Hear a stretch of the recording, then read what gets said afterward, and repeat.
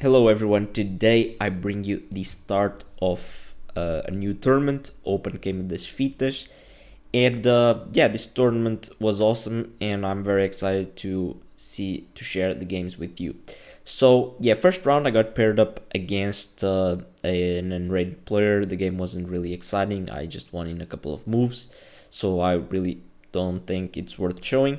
So let's go into the second round, which I got paired up against a very strong opponent. As you can see, Louis Corentin, and is rated about 2100. So definitely one of the best players I've ever faced.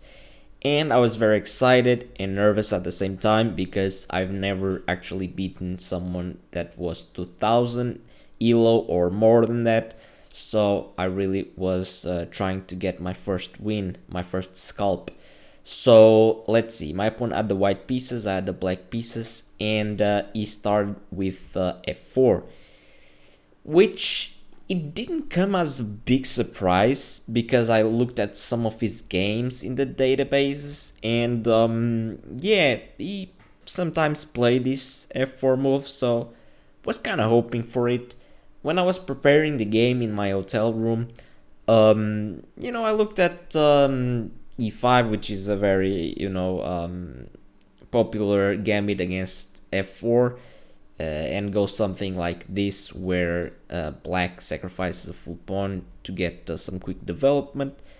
But I watched a couple of videos, but I really wasn't feeling it. It wasn't really my style, and yeah, it didn't really feel like good. So I decided to just play c5. And the idea is to just go for some sort of Sicilian structure type of position, which I did prepare for this tournament. I wanted to play Sicilian against d4 in this tournament. So yeah, I was like, okay, f4, I mean, yeah, I'm just going to go for some sort of Sicilian against this opening. So okay, here we just developed pieces to some natural squares. There's nothing much to say. We both castled, and here he plays c3, and I play knight c6, and here my opponent plays knight e3. And this was the first time in the game that I actually spent some time thinking, and I didn't play instantly. Here I really didn't understand knight a3. Yeah, I was very confused by this move, and it kind of threw me off. And after a while I said, okay, I don't get the move, but I still need to make a move, so what do I want to do? And I came to the conclusion that I want to develop this bishop on c8, which is currently not doing anything. But I really wasn't finding a good square. Bishop g4 is very natural, but I really just didn't like knight e5, and the fact that I just developed the bishop to g4 to get it with tempo, and something like knight takes on e5 and f takes on e5 is it really didn't feel good. I have to go to e8 with the knight because I have to keep defending this pawn, and this doesn't really feel good. So yeah, I didn't go for this. And okay, if I don't go for bishop g4, I might try bishop f5, but I think this just runs into h3 followed by g4, so it doesn't really make much sense. Knight e6, bishop e6, excuse me, knight g5 just runs into this. So yeah, I just didn't really feel like I had a good square for that bishop. I also thought about b6, but for some reason I thought that knight e5 would be annoying, trying to exploit this weak diagonal. But here I can just simply play bishop b7 and I'm totally fine. It is not in time to play something that will pose me problems. I didn't play b6 and I played bishop d7, and it's a really weird looking move, but I had a simple idea, which was to play queen c8 and try to trade these light square bishops, which I thought was clever. Okay, here my opponent spent some time thinking, because of course bishop d7 is probably a move that he hasn't faced because it just looks weird. And yeah, he just played queen c2, and here, I kind of, it kind of stopped my plans of going queen c8 here. This didn't feel good to me because of e4, and after something like takes, this just feels like way better for white. This center pawn on e4 with f4, it just looks really good, threatening probably to just play e5 and close out my bishop, harass my knight. This didn't feel good, so after queen c2, because it was very obvious that he was preparing e4, I decided to play d4 myself to stop e4. But the thing is that he plays it anyway. He plays e4 and anyway, and I thought at first, what, is this possible? Because I just take on passant, and after bishop takes, there's no longer e4 e5 coming. And I saw this position and I saw maybe this is actually not good for black, because this pawn is hanging, I have to lose a tempo defending it, and all of a sudden this diagonal is very weak. I played b6, so my bishop belongs on b7 and not on d7. This bishop is very awkward placed on d7, so yeah, I just didn't want to allow that. Also, just the fact that if I take on passant, I just help him develop with tempo, so I thought, okay, I'm not gonna touch that, and I said, okay, I'm just gonna play queen c8 and follow through with my plan of trading bishops. And here I saw the move that he played in calculation. I saw e5 and I thought, okay, I can just play knight e8 and I'll be fine. But after he played e5, I started double checking it because I didn't really look at it deeply. I just thought, okay, knight e8, all good. I'm still threatening to go bishop h3, and this knight on e8 is passive, but it can be rerouted to a better square.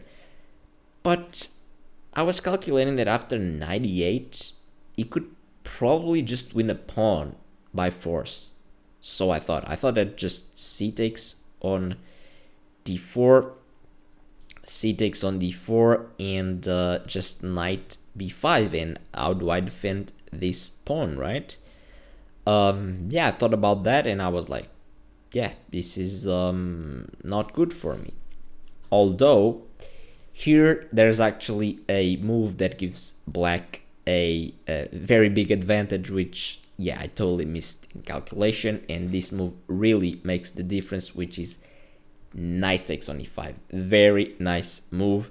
The point is that, okay, I just took a pawn and the queen is hanging, so he probably has to trade queens, and now I take on f3 with check first, and after bishop takes, I take the queen, and here, I'm just up a clean pawn.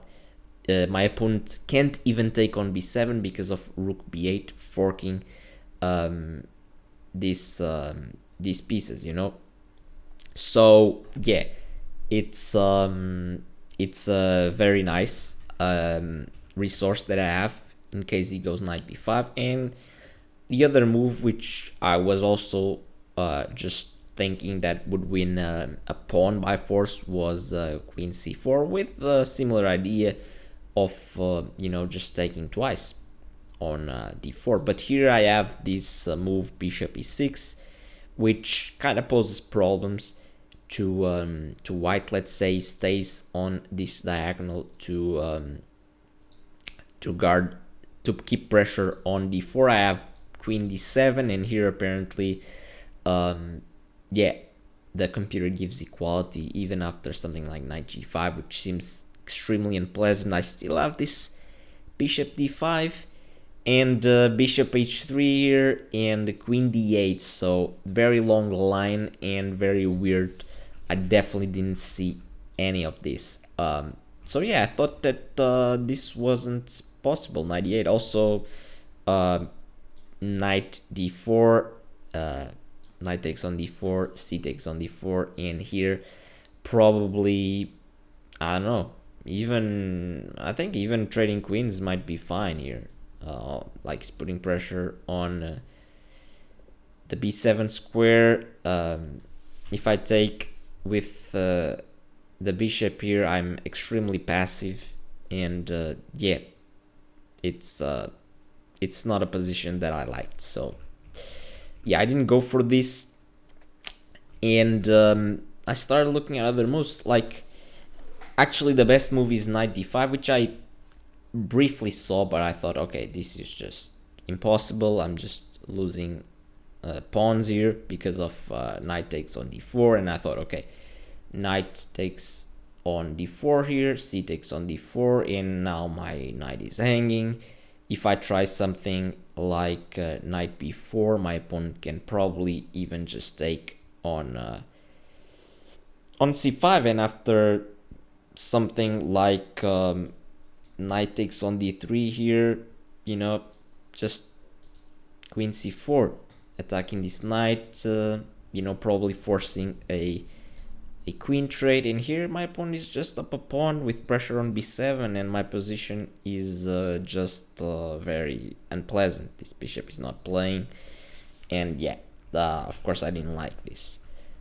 But actually here, after knight takes on d4, I am not forced to take with the knight, which I thought I was. I can actually just simply calmly take on d4, and after bishop takes on d5, d takes on c3, b takes on c3, and knight takes on e5 actually, because after f takes on e5, I have this check, and yeah, I didn't see any of this. Okay, b takes on c3 is not the best move, but even if he just took with the queen here, yeah, the computer just says bishop h3, and this is an equal position. Although it's really like, how can this be equal? It's just a clean pawn up, and his pieces are better placed than mine. So yeah, I really didn't take knight d5 seriously. So, you know, the only move that I thought was something was knight g4. But this is definitely not the move that I wanted. It's definitely not the move that I wanted, because after h3, knight h6, my knight is very, very misplaced here. On h6, I thought my opponent would just go for g4 here to just kind of trap my knight here. But my opponent went king h2 first, and yeah, I just played rook d8. Here already I don't like my position. I feel like I'm very cramped, and yeah, it's hard to find something active to do. And yeah, I was already spending a lot of time on the clock because I really was not enjoying my position, and I really didn't know what to do. Here, rook d8, it's simply to put some defense on d4 in case the pawn gets weak. Maybe in the future tuck my bishop on e8, something like that. So okay, just a developing move. And here my opponent goes knight c4, I go rook b8, knight d2. Very nice maneuver by my opponent, you know, going into the e4 square, which is a very nice square for his knights. And yeah, I mean, maybe knight a3 was a weird move by him, because he could immediately went to d2, but he spent some tempi going into d2, like he just wasted like 2 tempi. But okay, I mean, it's fine, still has a great position. So yeah, here I played b6, anticipating that knight e4 would attack this pawn on c5. And yeah, I just played bishop f5. I really wanted to trade pieces, because a general rule is that when you have less space, you want to trade pieces. I was expecting knight d2, but my opponent played rook e1, which I thought wasn't as good, because after bishop takes on e4, he takes with the rook. And I thought, okay, I mean, probably knight d2 would be better, because if I take on e4, it takes with the knight, and he's very happy. And I thought that he was threatening g4 to just kick my bishop from f5, but actually, here let's say I do a move like rook h, king h8, just a waiting move. Here, if he goes g4, I actually have bishop takes on g4. Boom. And the point is that if you take the bishop that was sacrificed here, I give it check. I take the pawn on g4 with check, and after you move your king, let's say to g1, I go knight e3, and I'm forking the rook and the queen, and black's position is awesome. And yeah, it's just way better. So yeah, I totally missed this idea. Maybe my opponent actually saw that, and that's why he played rook e1, which is actually a better move than knight d2. And here, okay, I took, as I said, I wanted to trade some pieces, and here I played e6. The point of e6 was to stop e6 by my pawn. Let's say I do another waiting move. Here I thought that e6 would be very annoying, actually, because if I take, I double my pawns.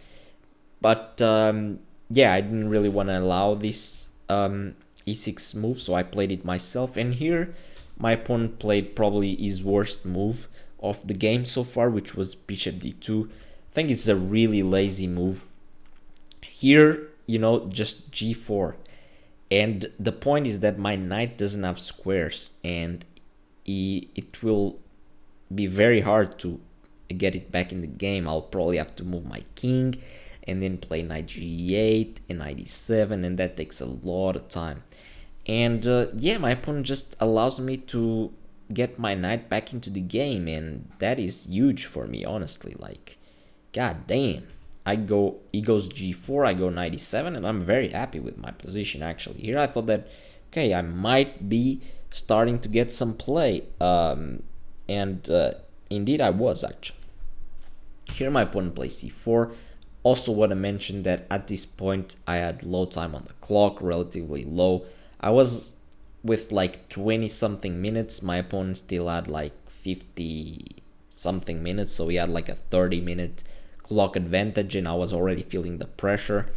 And here I play a5, which is a bad move. Actually, I miss a chance to really equalize.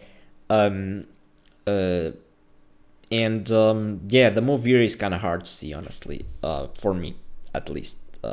Looks natural, but looks risky at the same time, and it just looks like it doesn't really work out that well. And the move here that's key, it's b5 to kind of free up my position. And the point is that you know, I activate my rook. You know, I open the position a little bit to create some counterplay, but here in calculation I saw a4, and I thought that I would just be losing a pawn. Because when I move my rook to b8, let's say, it takes on c5, and yeah, I really didn't like this. Even though I can take here on b2, I felt like I didn't want to go into this type of complications, you know. d4 might become weak and stuff like that, so yeah, not at all. But actually here, after a4, I even have a better move. I don't have to come back with the rook. I can actually play knight b4, which attacks the queen, and I totally missed this. The point is that after something like queen c4, let's say, now I go back to b8. Like, the thing here that I missed this detail is that it looks like I'm just losing a pawn here on c5, but actually if I play something like queen d7, my opponent can take on c5, because if he takes on c5, I have knight takes on d3, and I'm forking the queen and the rook. So yeah, very important detail to you know, to have here and to remember. But yeah, I really felt like b5 was risky and I wouldn't get away with it, so I played a5 with the idea of putting a knight on b4. But this is actually pretty bad if my opponent finds this move, a4, and the idea is very simple. He just wants to shut down any counterplay that I have on the queen side, and probably is just gonna focus on the king side and start just attacking me and crushing me. So Yeah, very nice move. I think that even if I play something like knight before, he probably can even just take and still be fine. Because really nothing is happening on the queen side anytime soon. So yeah, he just has a better position. But okay, after a5, he plays rook e1, and for some reason here, I totally paralyzed. I just couldn't make a move. I was, thinking, and I couldn't find a move to improve my position. I just didn't find anything that I liked, and I was really panicking. And I was tanking. I was getting low on the clock, and after maybe 7 or 8 minutes thinking, which is a long time because I just didn't have much time, I just played knight before, and yeah, such a simple move that I could play it instantly. But I just was trying to see something better. Yeah, my opponent just plays queen b1 here, and here definitely b5 was easy to see. Not playing great chess, I have to be honest, and I just went back to c6, which is literally just telling him that I have no idea what I'm doing, and yeah, just come for my position, and just I don't know. I was just here I probably had 10 minutes on the clock or something like that, and my opponent still had 40 minutes on the clock. So yeah, still with a 30-minute advantage, and it was really hard for me to get something going. I just was paralyzed. Here my opponent plays knight g5, which I really didn't understand at first, but after a while I understood it, that he just wants to put knight on d6, which is gonna be very annoying for me. Here I play knight c8, just trying to defend the d6 square, but yeah, here my opponent just has full control of the position, and yeah, here my opponent plays b3. I really didn't understand this move. I go knight back to e7, so really just moving pieces back and forth with no idea of what to do. Here he plays a3, so he wants to start expanding on the queen side. And yeah, I just play queen a7. I don't even know what this move does, honestly. Here my opponent plays queen c2, and I had 5 minutes on the clock, 4 minutes on the clock, something like that, and I was just talking to myself mentally, and just saying, okay, you are definitely worse, and you don't have time to even think. If you just keep moving back and forth, you're gonna lose. You're just gonna get squeezed. And if there's a last chance to just go all in and to just try to just blow up the position and try to create some chances, it is now or never. And I thought, okay, probably gonna lose anyway, so I might as well just try to complicate the game as much as possible and try to get him to blunder or get some counterplay, because I just don't want to get I just don't want to lose without a fight. So here, with 4 minutes on the clock, I just blew up the position. I just made h5, super risky move, super bad move, but at least will give me some counterplay chances.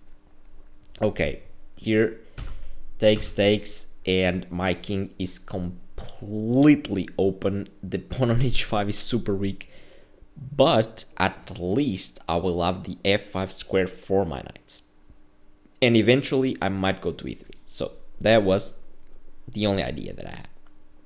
Okay, here my opponent immediately goes queen d1. I go h4 to defend this pawn, although I'm not sure I will be able to defend it for long. Here my opponent played knight f6. Check. I can't really take the knight, otherwise I'm in deep trouble, so I just play king f8. And here my opponent plays queen h5. And I play queen c7 here. Important move. Because, when I move this knight, this other knight will be hanging. So okay, before moving the knight on e7, I will just play queen c7, and here my opponent adds some forcing moves that win on the spot. But I mean, even something like queen takes on h4, knight f5, okay, you allow the knight on f5 with tempo, but it can't be that bad. Like queen h7 here, and I mean, there's still a lot of pressure for white, and it's not really clear how I'm going to, you know, consolidate my position and actually defend.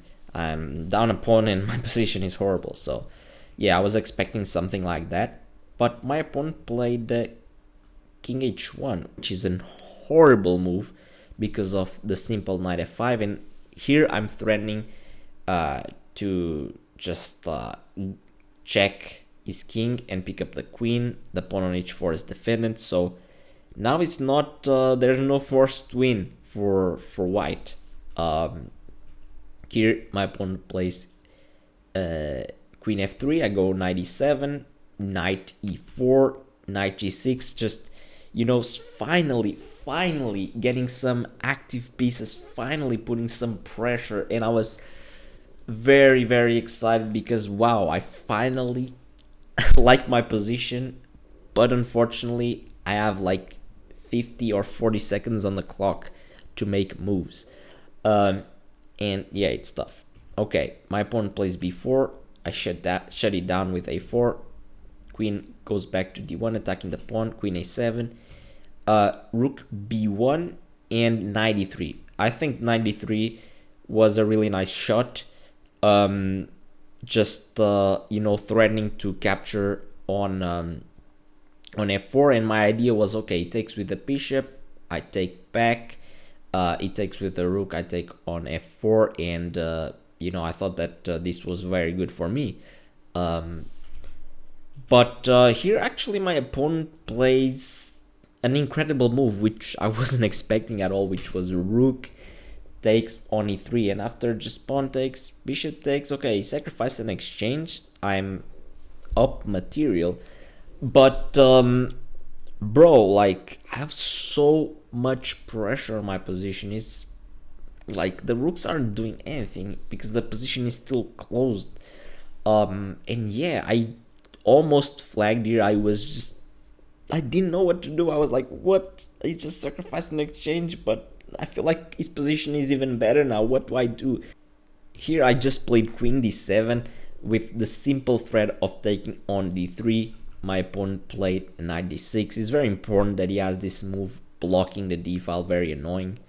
I go king g8, and the idea is to play bishop f8 and capture this knight. My opponent goes bishop e4, targeting my knight on g6. I go bishop f8. He played knight b5. I played bishop h6, targeting this pawn on f4, but my opponent played queen on h5, and I was like, oh my god, like, can I take the pawn? Can I not take the pawn? And I went down to like 4 seconds or 5 seconds, and I played bishop g7. I was like, okay, I can't calculate, I don't know, I'm not gonna play bishop takes on f4. I don't think it works. So yeah, and it didn't work. I would just lose immediately if I went for something like bishop f4 here, bishop takes on f4, knight takes on f4, and just rook g1. It's GG's. Yeah, I'm just gonna lose the knight. It's all over. So yeah, I didn't go for this. I played bishop g7, accepting the mistake. My opponent took back, and he played rook g1 here. I played rook c6. I really didn't know what to do, so I just protected the pawn on c5. Funny that I'm focusing on defending a pawn on the queen side when every piece of white is looking at my king side. But okay, I had to make a move, right? I had like 30 seconds on the clock each move, so you know, I was just playing on increment. Here my opponent plays knight d6, and I play rook c6, a very cheeky move, and the point is that of course I'm giving up my rook, because if white takes the rook, actually I'm very happy. You know, all of a sudden there's not that much pressure on my position compared to the disposition. So, but here my pawn actually finds the best move, a tactical move, which is knight takes on f7. Okay, this is really pretty. The point is that after queen takes on f7, my pawn has bishop takes on g6, just getting back the piece with interest, you know, gaining a pawn, attacking my queen. I move the queen to, let's say, d7 here. f5 is coming, and yeah, this is all she wrote. I'm just gonna get made. But my opponent, to my surprise, instead of taking on g6, it took on c6, and now I'm back in the game. Actually, it's completely equal, and I immediately took on d3, and I was like, what is going on? Like, what is going on? I'm attacking the bishop, and my rook is active, and all of a sudden, like, I'm back in the game. Let's go. Here my opponent goes back to f3 with the queen, and you know, you guys won't even believe that actually there's one move here that makes black's position better, and I would be better here. I can't believe it. But the move is 95, but I didn't have time to even consider this. I don't know. Yeah, the point is that if you take the knight here, I'll take your queen with check, and after bishop takes, I take the bishop on e3, and yeah, I'm gonna pick up a pawn here. I have all the fun on the position, but you know, he doesn't have to take the knight, and I thought that he probably had some other move that was you know, good enough to beat me. Let's say, like, for example, queen e4 here. The point is that the knight is hanging, and when the knight falls, the rook will also be hanging. But here I have rook takes on e3, and after queen takes on e3, I can take on c6 because the bishop was also hanging, and here I'm better.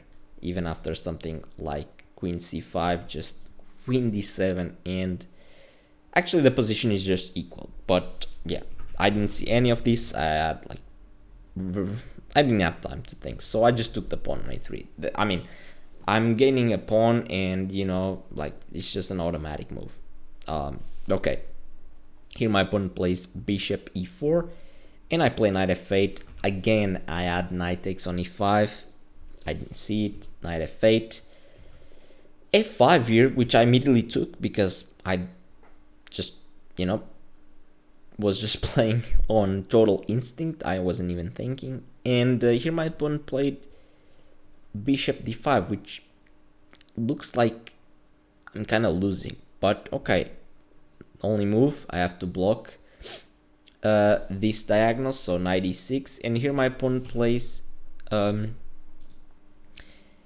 queen g2, and on my last seconds I realized that I had a really good move here that actually solved all my problems. The threat here of white is that he's gonna take the knight on e6, and after queen takes, he's gonna checkmate me on g7. But I have this beautiful resource, which is rook takes on e3, and after bishop takes on e6, rook h3 check, sacrificing the rook, and white is forced to take the rook. So queen takes on a3, and now queen takes on e6. And guys, this is an equal endgame. After queen e6, I thought, okay, I'm just gonna draw this game because, you know, yeah, I just have a lot of pawns, and yeah, I feel like I could hold this. Okay, my opponent plays queen e3 here, and you know, I thought about queen takes on c4 here, but I really didn't like the fact that he would have e6. And here I thought that I wasn't gonna be able to stop his pawn. The thing is that after queen e4 check, I thought that after queen takes on e4, f takes on e4, my opponent has this brilliant move here, e7, and the point is that when I go to f7 to stop this pawn and capture it, it just promotes and takes my bishop. So I saw this and I really didn't want to take on c4. Apparently I can take on c4 because after e6 I have queen d5 check, which I didn't really look at. The point is that after king h2 I'm in time to play queen d6 check. Let's say it goes to h3 here, king f8, and yeah, I'm holding here, but yeah, it looks very scary to allow this pawn to such a further position, you know, such an active position.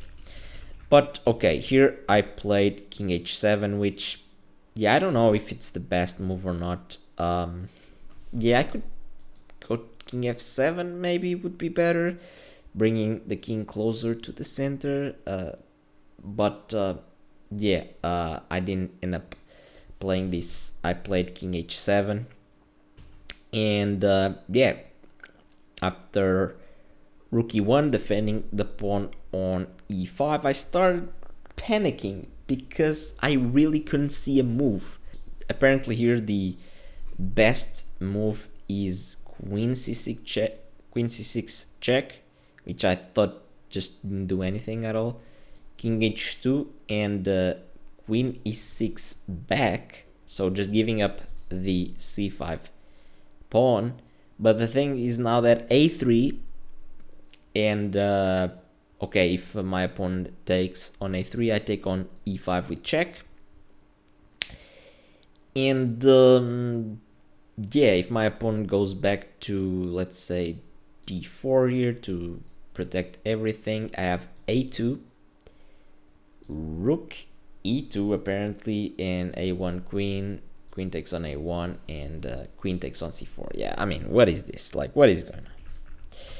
But here I don't even know if my opponent actually needs to go on h2. Maybe he can go to g1 and he's doing better. But apparently here I have queen g6 check, and yeah, I mean, what is going on? This is like impossible to calculate with like 2 minutes on the clock, 1 minute on the clock. Here I played the most natural and obvious move that I saw, which was bishop f8. Okay, I'm defending the pawn on c5. But here my opponent plays queen f4, and I completely just fall under pressure. I really didn't find a simple move, which was bishop e7, defending this pawn. Yeah, this was simple, but for some reason I just completely choked, and I played queen c6 check, and after king h2 I played bishop h6, which just loses immediately because it takes on f5 with check. And yeah, this endgame I can't really stop the pawn, and here I resigned. And honestly, what a game, what a long game, what a game to, you know, start a tournament with. Wow, I mean, this game, when actually it ended, I was just laughing, and I was very happy because, okay, I lost, but dude, I gave so much. I put up a fight, and I just risked it all. And, you know, I was very proud of the way I managed to complicate the game and to create chances out of nowhere. But okay, I was very happy with this regardless of me losing. At least I put up the best fight I could, and yeah, very proud of the way I played with such low time on the clock. And yeah, this was the game, guys. First game. Hope you guys enjoyed it. And yeah, I'll catch you guys later. Bye bye.